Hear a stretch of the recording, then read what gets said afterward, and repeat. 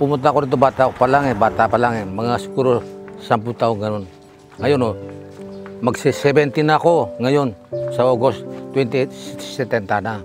Hindi pa nakatakim ng medyo masarap ng ulam. Kalap-kalap lang ganun.